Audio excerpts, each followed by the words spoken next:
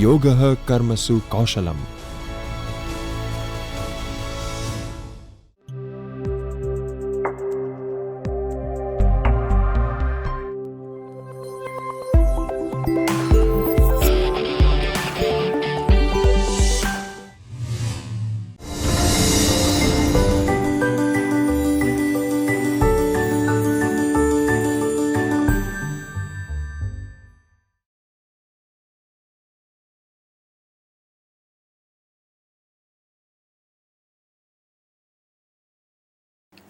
When we talk about teaching creative writing, it is one of the most difficult things to do in Indian classrooms, where the learners come from a variety of linguistic backgrounds, where they are mostly non-native speakers and writers of English, and thus writing for them is extremely difficult and cumbersome.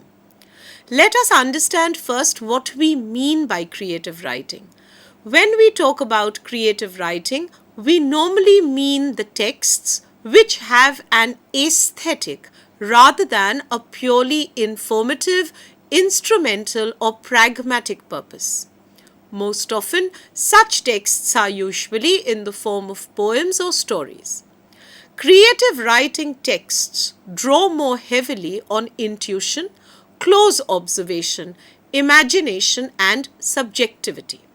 They are characterized by a playful engagement with language, stretching and testing the rules of language to the limit, a combination of the cognitive and affective modes of thinking, and a willing submission on the part of the writer to the rules of any sub-genre being undertaken.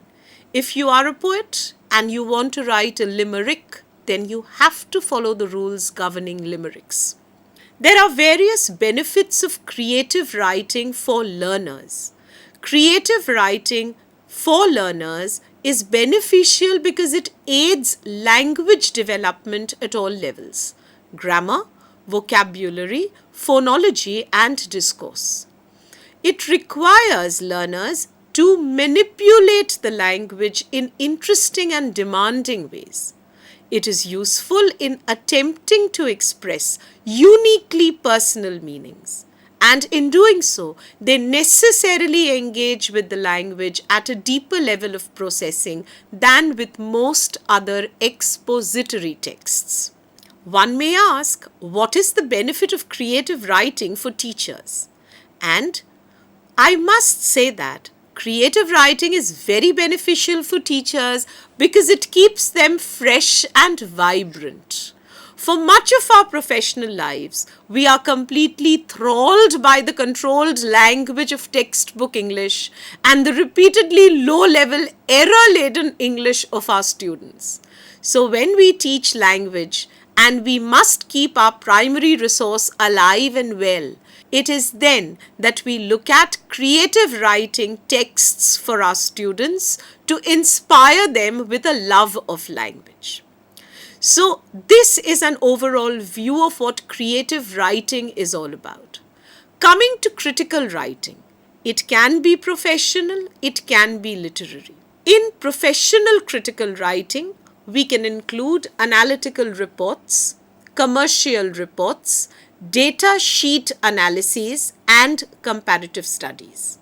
In critical writing of a literary type, one can include summaries, stylistic analyses, identification of rhetorical figures, and even genre analyses. This is especially useful in the appreciation of unseen prose and poetic passages and extracts in language and literature classrooms of English. To write a potent critical work, a student must be made to think objectively so that he can assess and embrace multiple perspectives, avoid bias. He must organize the flow of thoughts coherently and cogently to show both sides of a perspective. He or she must be able to chart a sequence of short, concise, and yet powerful assertions that can effectively convey unambiguous meaning. He or she must be able to create a statement of fact and opinion substantiated by reference to the context of the content. The student must conclude objectively by summation. In this way, critical writing can be taught to both slow and advanced learners and to enable them to acquire the vital life skills of communication and analysis. When we teach writing, we must remember that writing is an individual effort. And the development of writing, even in a native English speaking student group, is conscious and definitely non-spontaneous. Writing can be viewed and taught as a developmental process just like reading, because it has basic skills, it has intermediate skills, and it is mainly taught by teaching the students to organize their thought in three main types. In the first type, we can take content from our own experience, our own information, and we can gather and arrange it into a logical format. That is the one way of teaching and organizing thought. Number two, we can take a prose model, reconstruct its outline, and use the outline as a model for writing another passage using parallel or analogous information. Number three, we can follow an outline prepared by someone else. For example, either the teacher or the textbook or even a sample passage. What are the strategies of creative writing? We must go through old issues of writers' magazines and create ideas by pulling ideas from those pages. We must arrange the ideas chronologically, covering the basics, developing a plot, creating characters, and finding materials that match the theme and reiterate our points. Once copies are made, the entire course plan can be charted before the first class of the semester. Once it is matched with the clearly defined curriculum, every week there will be something new to do. Number two, plan twice as much material as you think you are going to need. Have additional handouts and exercises. Find a book of quick writing exercises. Use it as a springboard for a few of your own ideas. So these are some great ways of reviving a class, of helping your students to apply what you are teaching them. Number three, in case you are lecturing, develop lectures that are involving. Involve all the students in the room. If you are doing fiction writing, bring the characters to life by showing, not telling. Integrate scenery as a character. Add a depth if it is lacking in background. Also do a session on character development. If delivered right, this can bring the course of writing to life. Number four, show some pieces of your own creative work before and after. Show the drafts with the typographical errors, with the crossouts and the revisions. It will show your class your evolution as a writer. It will tell your class how writing is an internal process, and it will enable the student, most importantly, to realize that final drafts do not magically happen. There are many, many revisions. There are so many staged executions of favorite lines and entire scenes. In a creative writing class, the assignments that the teacher gives, it can be look at a mirror and write a poem about what you see in the mirror. Or look at this painting, write a story about what is depicted in this painting. So such observant assignments will inspire a student well beyond the work. So inspire well and variously. Number 6, the students can interview each other for mock newspaper articles. This can also lead to developing characters in fiction, because each reporter will gather background information. Each reporter will take the interview, and the interview will be taken very freely.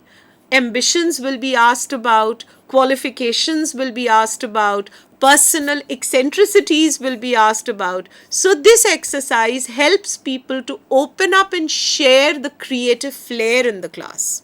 Number 7, learn from your students. Ask them why they included what they did and why they excluded what they did. Each member always has a unique strength, whether a fast learner or a slow learner, whether an advanced learner or a backward learner. So these moments when they all sit in a group and discuss the joys of writing or the different routes they have taken in their draft, it must be a relaxed, friendly, encouraging atmosphere, and this will enhance or boost their creativity. Finally, the lesson we must all remember: in the best creative writing classes, everyone should get a chance to be both student and teacher.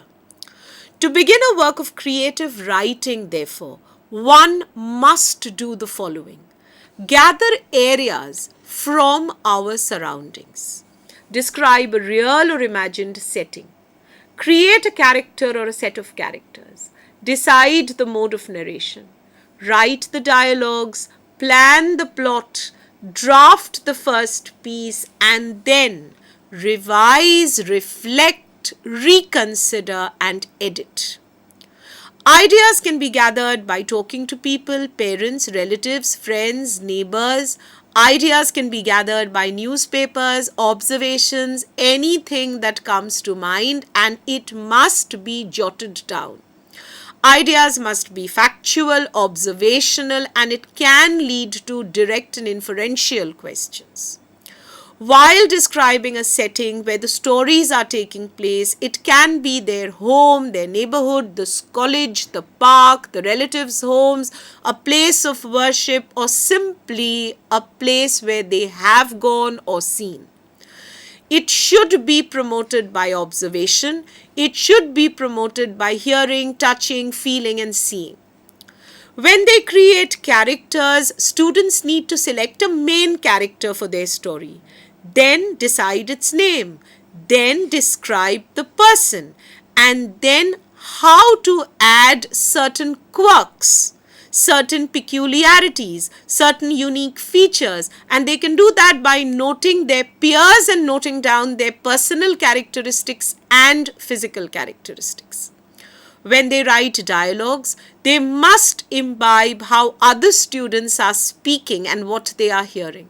If there is an interesting phrase, if there is an interesting slang, they can listen to each other and they can reproduce that. Or a class can be divided into groups and given a dialogue topic. When they decide the mode of narration, the students must understand that the narrator is telling the story and it can be in the first person or the third person, and then the subject must be explained appropriately. When the plot is being planned, it is the structure of the story. The plot will move the story forward. So the writers need to develop their plot in such a way as the readers will continue reading till the last page.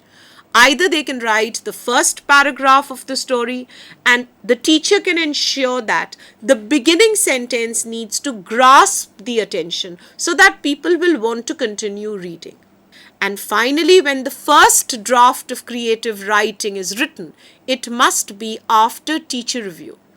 The first draft of a short story, an essay, or a poem must be reviewed by the teacher, focusing on sentence structure, paragraph structure, mechanics such as spelling, punctuation, and grammar. And after this, one must revise, edit, and rewrite where needed.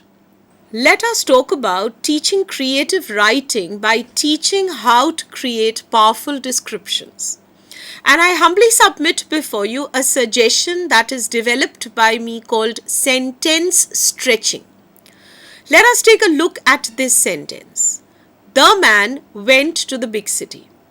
This is neither a very exciting sentence, nor is it very interesting, nor is it at all informative. It does not tell us anything except that some man went to a big city. Let us change this sentence. to give us some more information. Start with the word man. What kind of a man is this? Who was he? A teacher, a professor, a police officer, a plumber, a businessman? Who is this man? Second, what kind of a man is he in terms of description? Find some adjectives to describe him. Now from the subject, let's go to the object, that is the city. Describe the city by naming it, or just give it a better description, and see what we have once we take the verb went and make it into a more powerful, a stronger verb. So how did the man go? Where did he go? And did he go to Kolkata? Did he go to Mumbai? Did he fly? Did he drive? Did he take a bus? Think, decide and replace. The final sentence may be, the absent-minded professor travelled by train from Kolkata to New Delhi. So we have transformed a sentence that told us nothing to one that gives personality to the man and much more about him. And we can practice changing simple sentences into one with lots of detail by changing the pronoun and the verb, by expanding the subject and the object. For example, a sentence like, she ate dinner. We can stretch it and say, a hungry beggar girl gobbled some sloppy green soup given to her by an elderly woman. So therefore, language can be created out of existing language. A sentence can be stretched by a slow student or by a linguistically deficient student, whereas an advanced student or a linguistically proficient student will transform a sentence. Now let us come to creative writing for poetry, in which we form our own similes. Let us imagine a color that is going to come into the room and zoom into our bodies. When it does, it's going to make us feel either hot or cold, because colors can do this. For example, we might feel extremely hot if we think about a volcano. We may feel extremely cold if we think about picking up a snowball without gloves on. So a color white can make us feel cold. A color orange can make us feel hot. Let us imagine a color blue. Close your eyes and picture the color blue. What does blue feel like? Sound like? Taste like? Smell like? Look like, as in shape and size? Have texture like? And move like? If you encourage your students to apply their senses rather than their imagination, you will in one way be energizing their imagination. And at the end of the exercise, you may have a poem full of similes like this shown on the slide to you.